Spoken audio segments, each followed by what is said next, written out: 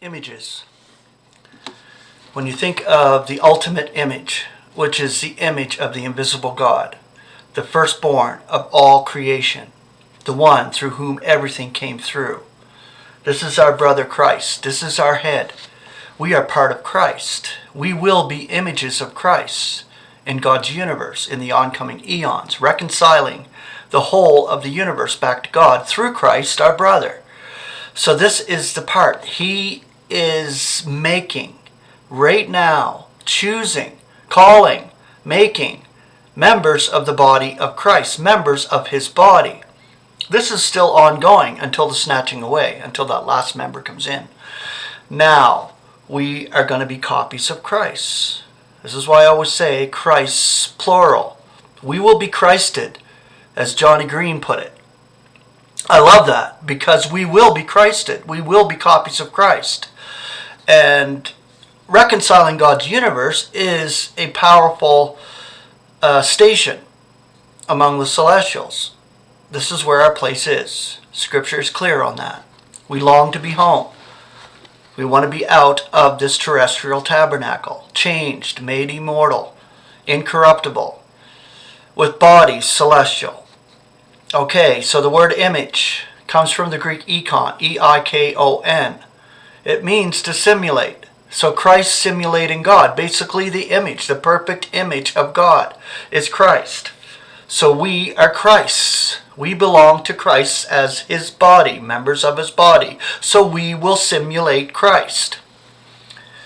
Okay, so the scripture references for image. Mark chapter 12, verse 16. Now they bring it, and He is saying to them, whose is this image and inscription? Now they say to Him, Caesar's. So Caesar, I believe that was that coin, where his image was on that coin and the inscription. So basically, that's Caesar's image on that coin. Romans 1:23. And they changed the glory of the incorruptible God into the likeness of an image of a corruptible human being, and flying creatures and quadrupeds and reptiles. Romans 8:29. That whom He foreknew, He designates beforehand, also to be conformed to the image of His Son, for Him to be the firstborn among many brethren. There it is right there. That passage is so clear. When God will make copies of Christ in His universe, which will be the members of His body. Firstborn among many brethren. 1 Corinthians 15:49, and according as we wear the image of the soilish, we should be wearing the image also of the celestial. This refers to our celestial frames that are coming. 1 Corinthians 11:7, for a man indeed ought not to be covering his head, being inherently in the image of, and glory of God, yet the woman is the glory of the man. 2 Corinthians 3:18, now we all, with uncovered face, mirroring the Lord's glory, are being transformed into the same image from glory to glory, even as from the Lord the Spirit. 2 Corinthians 4:4, in whom the God of this eon blinds the apprehensions of the unbelieving, so that the illumination of the evangel of the glory of Christ, who is the image of the invisible God, does not irradiate them. Colossians 1:15, who is the image of the invisible God, firstborn of every creature. Colossians 3:10, and putting on the young, which is being renewed into recognition, to accord with the image of the one who creates it. Hebrews 10:1, for the law, having a shadow of the impending good things, not the selfsame image of the matters, they, with their same sacrifices which they are offering year by year, are never able to perfect to a finality those approaching. Okay, now we'll get into what's coming on the earth. This image of the wild beast, this false setup of the adversary and Satan.